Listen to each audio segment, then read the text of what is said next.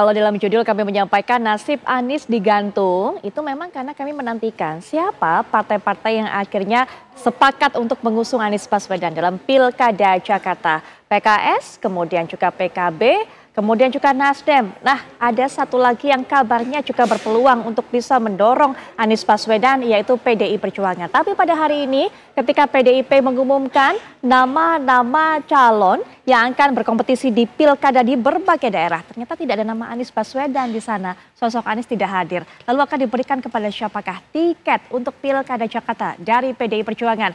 Untuk itu kita akan dengarkan pandangan masing-masing dari narasumber, terutama dari Pak Anies Baswedan. Ini sudah hadir di samping saya juru bicaranya Bang Sahrin Hamid akan bercerita kepada kita bagaimana pergerakan partai-partai akan mengusung Anies Baswedan hingga saat ini. Assalamualaikum warahmatullahi wabarakatuh, Bang Sahrin. Selamat malam. Warahmatullahi wabarakatuh. Selamat malam. Baik, untuk bisa melihat dari segi politiknya tentunya percaturan politik di Pilkada Jakarta sudah hadir Mas Khairul Umam juga akan memberikan pandangannya kepada kita. Assalamualaikum warahmatullahi wabarakatuh. Malam Putri, Mas Umam. Mas Arin. Baik, dan juga sudah terhubung dengan kita dari PDI Perjuangan yaitu Mas Aryo Seno Bagaskoro. Mas Seno, selamat malam Mas Seno.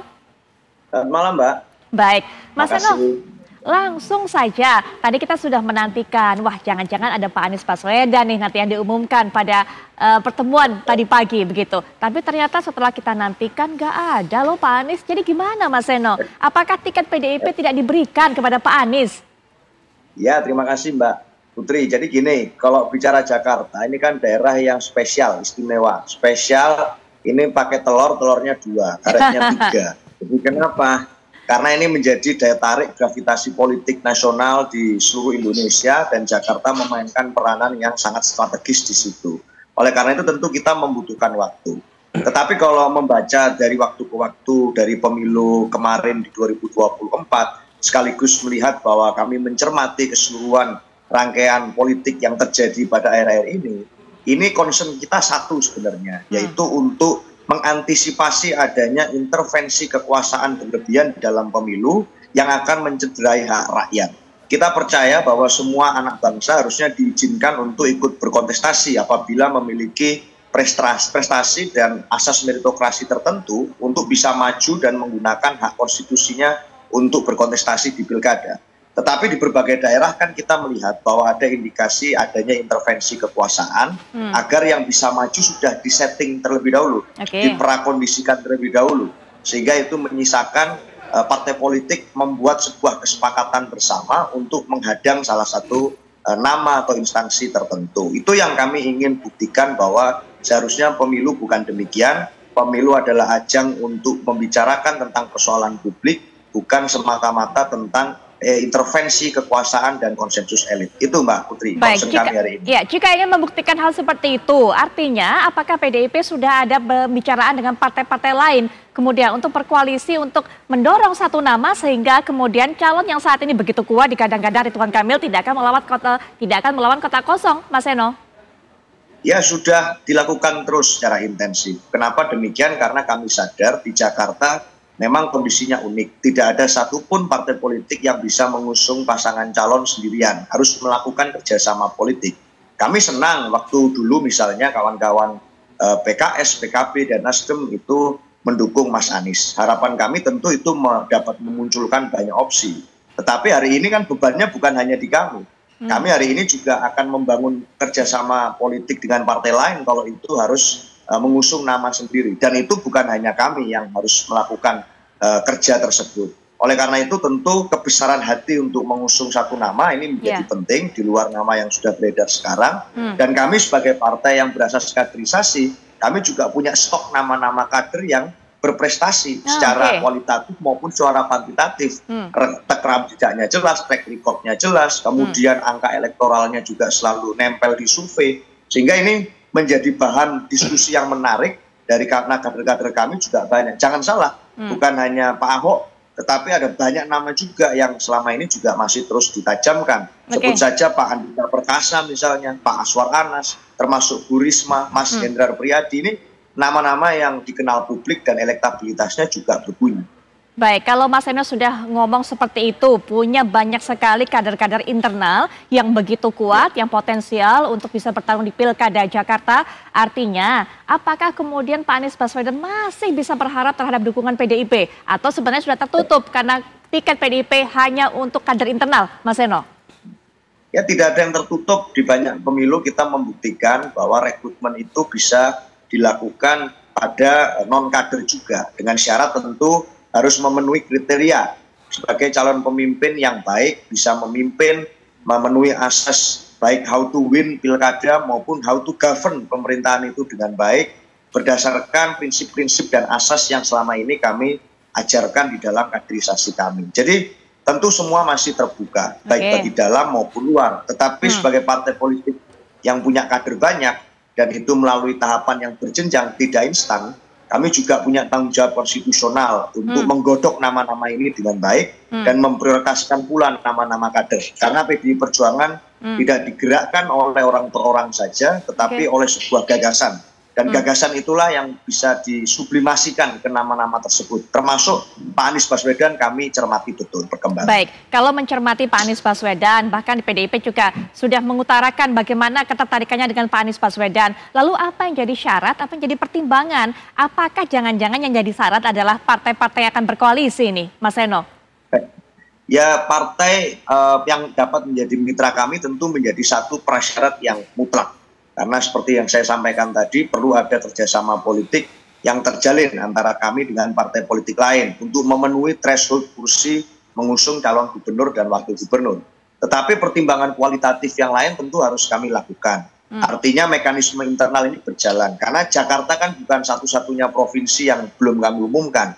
Ada banyak provinsi lain yang ini juga kami anggap strategis. Dan kami akan umumkan secara bertahap karena butuh proses untuk melakukan pendalaman dan fit and proper, termasuk di Jawa Timur, di Jawa Barat, Jawa Tengah. Ini kami anggap harus ada pendalaman yang matang karena secara populasi banyak dan secara strategis juga ini sangat penting provinsi-provinsi ini. Jadi bukan masalah orang per orang, tetapi memang ada tahapan yang harus kami lalui. Tapi kan jelas, misalnya di Sumatera Utara tadi sudah diumumkan bahwa kita akan mendukung Pak Edi Rahmayadi. Artinya ini ada satu hal yang kami tangkap dari publik bahwa menginginkan di Sumatera Utara ada calon pemimpin lain selain opsi pemimpin tunggal. Nah, di Jakarta pun kami jajaki spiritnya kurang lebih sama. Oke, baik.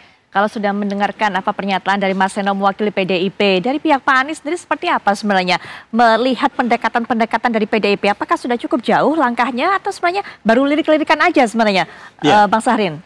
Jadi memang kalau kita lihat substansi keberadaan partai politik sebagai agregator dan juga artikulator dari aspirasi rakyat, PDIP kan menangkap itu. Yang kedua, kami melihat bahwa PDI Perjuangan juga menginginkan bahwa ada banyak calon yang bisa ditawarkan kepada rakyat. Preferensi publik itu penting bagi partai politik. Kenapa? Karena pada dasarnya partai politik adalah instrumen yang memperjuangkan aspirasi masyarakat. Nah, melihat posisi itu kami meyakini bahwa apa yang diperjuangkan oleh Anies Baswedan dan juga apa yang menjadi agenda perjuangan PDI Perjuangan dalam konteks membangun demokrasi yang sehat, ini sama, ada irisannya sama.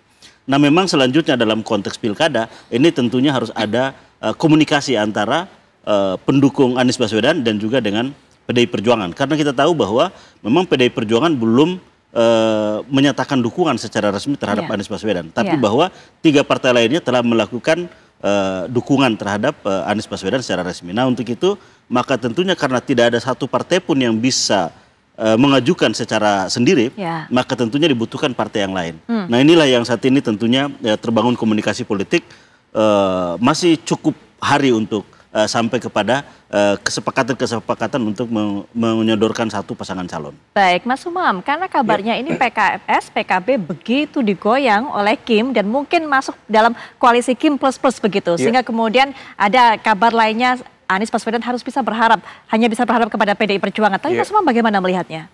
Ya, tentu ini menjadi cukup light.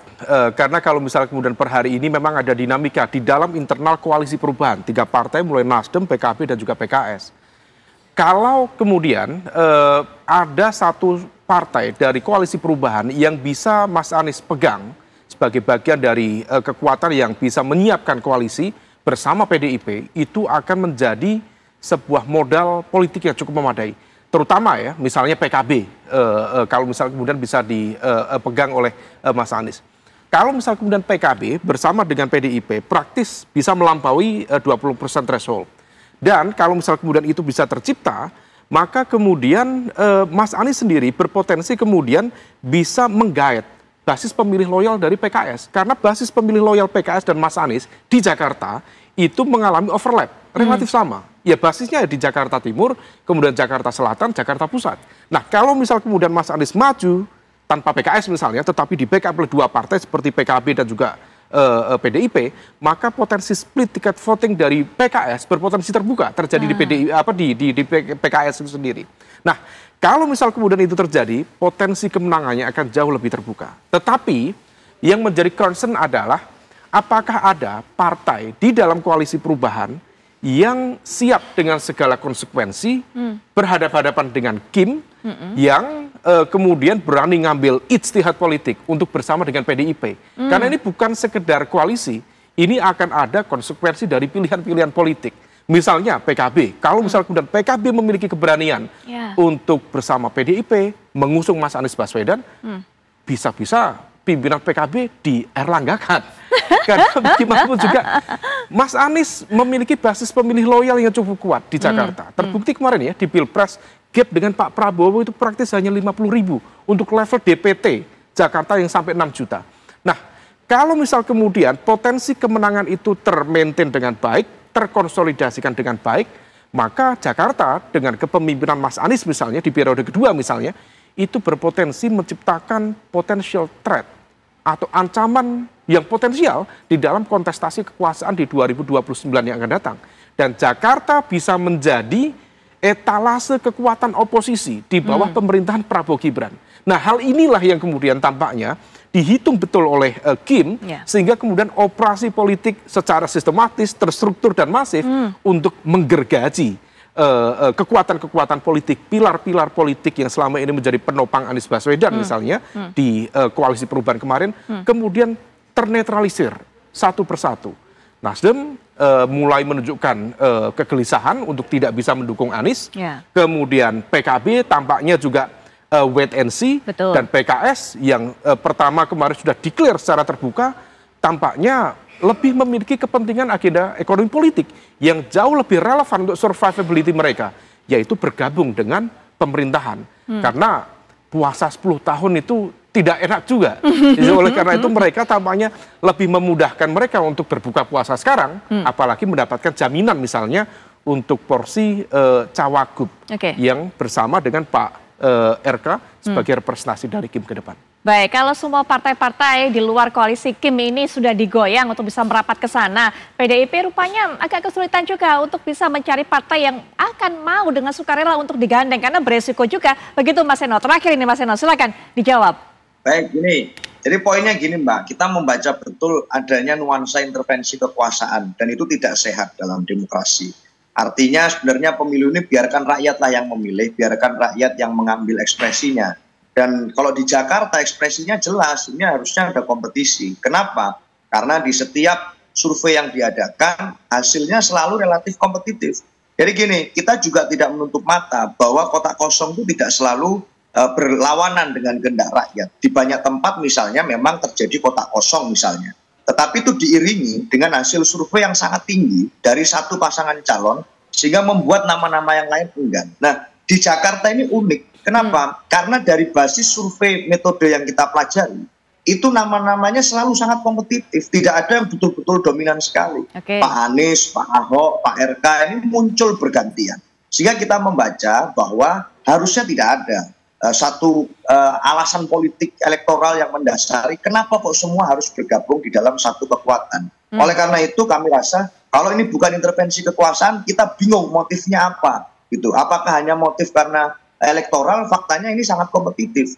Tidak ada motif lain di luar intervensi kekuasaan. Kita berharap cawe-cawe itu tidak terjadi, dan kalau memang itu ada upaya ke sana, secara demokratis hari ini kami terus melakukan pendekatan komunikasi ke berbagai mitra strategis kami, dan kami hari ini masih sangat optimis bahwa nanti di tanggal 29 kami akan memunculkan nama calon yang bisa mengubah peta politik dan kondisi existing politik di Pilkada Jakarta hari ini. Itu Mbak Putri, sebagaimana kultur di Pilkada DKI Jakarta sebelum-sebelumnya juga selalu memainkan berbagai strategi yang itu cenderung memiliki corak last minute management. Jadi kami melihat itu betul dan kami yakin bahwa kami akan mampu untuk memberikan opsi yang terbaik bagi masyarakat Jakarta nantinya. Mas Heno, terima kasih di tengah-tengah kegiatannya masih menyempatkan untuk memberikan pandangannya termasuk juga berbagi bocoran apa yang menjadi langkah PDIP selanjutnya. Sekali lagi terima kasih Pak Heno, selamat malam, selamat melanjutkan aktivitas. Nah, bicara mengenai soal intervensi, sentuhan-sentuhan yang mungkin ini bisa menjaga langkah Pak Anies Baswedan, nanti bisa Bang Syahrin bisa berikan pandangan setelah jeda, Mas Umam juga,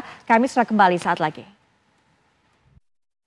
Kita kembali lanjutkan perbincangan. Kalau Mas Heno tadi sebelum jeda sudah menyuarakan bahwa sepertinya ada intervensi-intervensi. Tapi kalau kita bicara dari apa yang disampaikan oleh Bang Syahrin masih yakin, Pak Anies yakin bahwa 3 partai tersebut masih akan mendukungnya, menyokongnya untuk maju dalam pilkada mendatang. Padahal kalau tadi Mas Umam katakan gara-gara intervensi-intervensi ini mungkin partai-partai yang mendukung Pak Anies bisa dierlanggakan nasibnya. Bagaimana kemudian Bang Syahrin? Ya.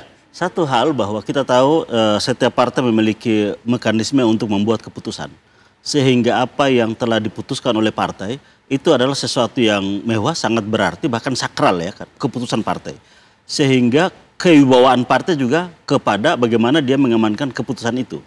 Nah, kami melihat bahwa pencalonan Mas Anies ini memang diumumkan secara resmi oleh partai-partai. Bahkan itu telah menyerap aspirasi dari bawah. Misalnya contoh PKS. Bahwa aspirasi dari DPW DKI dan juga melalui proses uji publik misalnya dan merekord aspirasi dari warga masyarakat sehingga menyimpulkan bahwa ya PKS mendukung Anies Baswedan. Dan begitu pula tentunya Nasdem dan PKB walaupun yang telah mendeklarasikan adalah di tahapan DPW PKB DKI Jakarta. Nah, untuk itu kami melihat bahwa integritas dan komitmen partai terhadap mempertahankan sebuah keputusan, mengamankan kebijakan partainya, menurut kami itu tinggi. Nah, makanya ini tentunya kami melihat bahwa mempertahankan keputusan ini sampai dengan pendaftaran nanti, nah itu akan tetap dijaga. Walaupun kita tahu bahwa saat ini banyak informasi yang kita serap mungkin, banyak dinamika yang kita dengar, banyak juga spekulasi yang muncul berkaitan dengan apa yang terjadi saat ini. Nah, kami melihat bahwa demokrasi yang mana ada pertandingan gagasan, yang mana ada pertandingan sosok dan menyuguhkan figur-figur terbaik oleh warga. Nah, tokoh-tokoh partai politik ini kami meyakini bahwa mereka punya komitmen untuk itu. Nah, sehingga Anies yang menurut preferensi publik melalui berbagai macam survei itu adalah memang diinginkan oleh publik. Nah, ini menjadi salah satu dari figur yang akan didorong untuk ikut menjadi bagian. Apalagi misalnya tadi kita lihat dari PDI Perjuangan membuka juga peluang itu. Dan kami melihat bahwa komitmen sebagaimana yang dihadirkan oleh PDI Perjuangan ini sama dengan pimpinan-pimpinan partai yang lain. Walaupun di bawah tekanan dan ancaman seperti yang disampaikan oleh Mas Umam tadi. Oke, bagaimana Mas Umam melihat optimisme ini? Karena memang partai-partai yang mendukung Pak Anies ini itu adalah menyerap aspirasi dari suara dari bawah, grassroots. Tapi kalau suara aspirasi grassroots membahayakan posisi para petinggi partai juga, nah ini juga harus menjadi bahaya juga untuk mereka, tentunya akan dipikirkan lagi. Tapi Pak Anies masih optimis sepertinya, Mas Umam. Ya, itu bagus. Memang optimisme itu harus di-maintain meskipun juga ini menjadi warning juga ya. Bahwa optimisme itu juga harus dikelola supaya kemudian tidak menjadi prank dalam konteks dinamika kekuasaan di level Jakarta ini. Karena memang bagaimanapun juga kita percaya tentu ada komunikasi baik di atas panggung, di bawah panggung dengan partai-partai tiga, salah satu dari partai perubahan tadi itu, terutama misalnya Nasdem yang memiliki kedekatan lebih khusus misalnya dengan Mas Anies gitu. Akan tetapi tentu harus dihitung secara real, apakah memang hal itu masih cukup memungkinkan atau tidak. Sementara dengan PKS, rasa-rasanya beradu voice note itu adalah sebuah sinyal titik pisah antara Pak Anies dengan PKS. Meskipun juga barangkali masih ada dinamika di fase-fase akhir yang akan berubah lagi. Nah, ini yang kemudian harus dihitung betul. Dan satu hal ya yang perlu diantisipasi, barangkali juga menjadi pelajaran kalau misal bagi teman-teman di lingkar dekat Mas Anies. posisi Mas Anies dengan tidak berpartai, diakui atau tidak, per hari ini justru menjadi barrier. Memang di Pilkada DKI Jakarta di 2017, kemudian Pilpres 2024 yang lalu, Mas Anies bisa tampil dalam panggung kekuasaan dengan posisi non-partai. Tetapi sekali lagi di Pilkada 2024 menegaskan bahwa posisi yang kemarin dijalani di Pilkada yang lalu, di Pilpres, itu sesuatu yang sifatnya lucky. Jadi keberuntungan. Dan ini menjadi evaluasi, karena kalau misal Mas Anies saat ini misalnya sudah menjadi bagian dari partai politik, upaya untuk menghadirkan koalisi akan jauh lebih mudah daripada posisi Mas Anies tidak berpartai. Nah misalnya, kalau misal kemudian Mas Anies didukung PDIP, bersama siapa? Let's say dengan PKB. Pertanyaannya kemudian, siapa yang menjadi cawagup? Apakah PDIP? Ataukah PKB? Kalau misal kemudian mengikuti logika elektabilitas, tentu PDIP.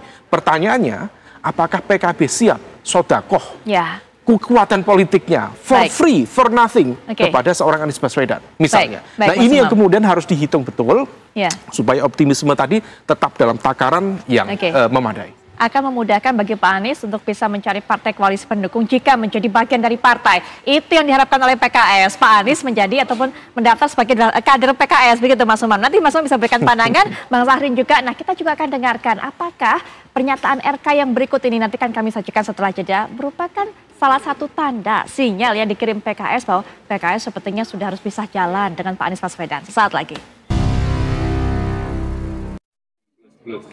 Warna apa partainya?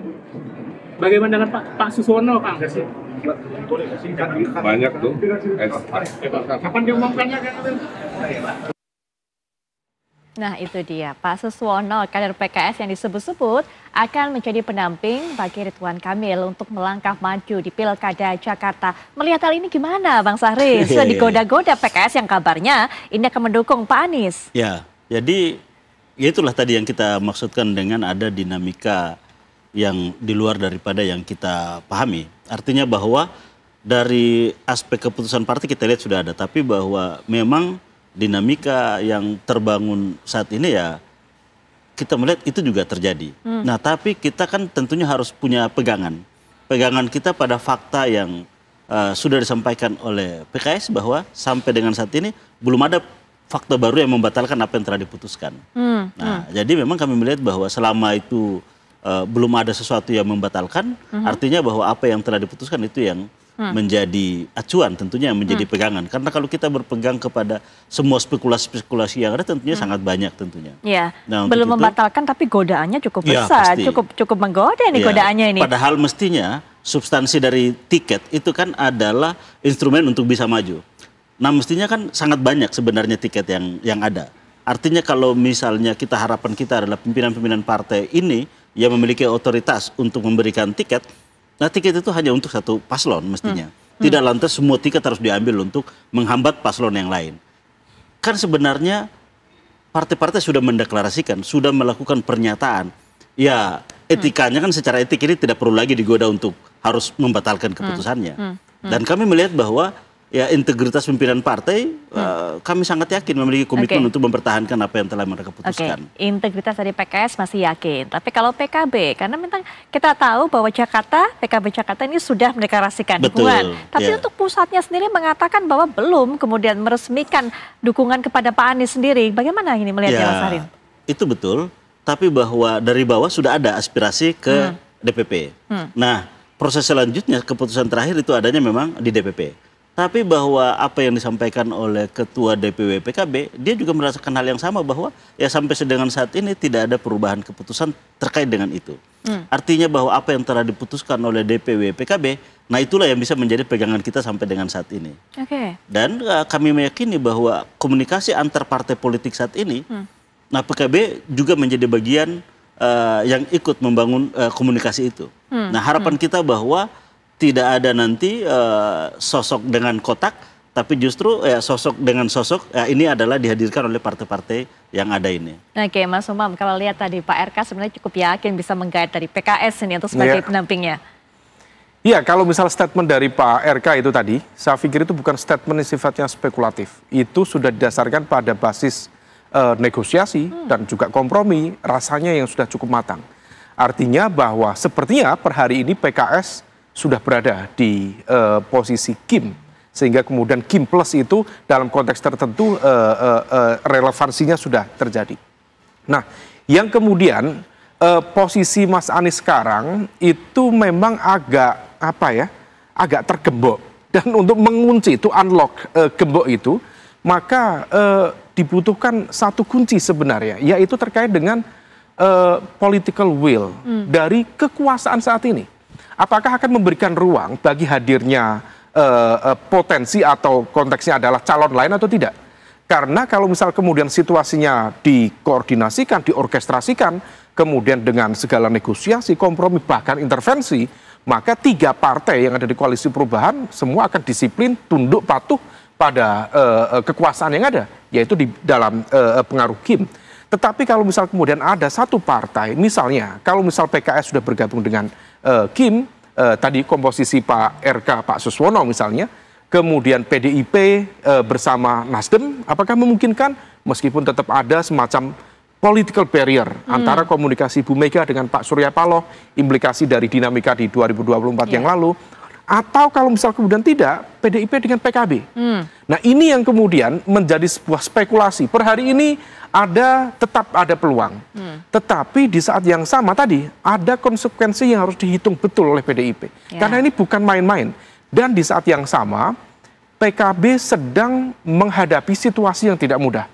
Frame isunya ada, momentum politiknya sedang terkonsolidasi, di mana ada relasi konfliktual antara PKB dengan PBNU, yang kemudian pertaruhannya adalah posisi ketua umum PKB itu sendiri, yang mana kita tahu ya, ada kemarin konsolidasi para kiai di Jombang untuk kemudian melakukan KLB atau muktamar luar biasa terhadap PKB. Nah, kalau ini relasi kuasa kemudian betul-betul dipegang oleh the power holders, maka akan berdampak serius terhadap political sovereignty atau kedaulatan politik partai-partai, terutama di partai perubahan. Nasdem, PKB, dan PKS. Nah, kalau misal kemudian itu ternyata tidak dibuka kunci tadi, maka Mas Anies harus dengan berat hati menyiapkan diri untuk kemudian tidak maju di Pilkada Jakarta. Dan di saat yang sama, opsi yang paling rasional yang bisa dilakukan PDIP terutama sebagai sebuah respon perlawanan terhadap dominasi kekuatan Kim, ya hanya bisa melakukan kampanye terbuka terhadap kotak kosong. Dan itu adalah konsekuensi logis dari pertarungan ini. Demokratis ya demokratis, tetapi ada catatan panjang tentang realitas demokrasi, terutama di Jakarta. Baik, optimistis memang harus, tapi kemudian harus realistis juga kalau kata Mas Umam. Ada yang harus dipersiapkan oleh Pak Anies sehingga kemudian tidak bisa maju. Termasuk juga tadi jika tidak ada political will yang kemudian mengizinkan Pak Anies untuk bisa melangkah terus di Pilkada Jakarta. Bang Sahrin. Ya, jadi tentunya semua aspek sudah kita pertimbangkan. Nah, oleh karena itu hari-hari ini kami melihat bahwa kegiatan Mas Anies adalah tetap ke warga, tetap menyerap apa yang menjadi keluhan dan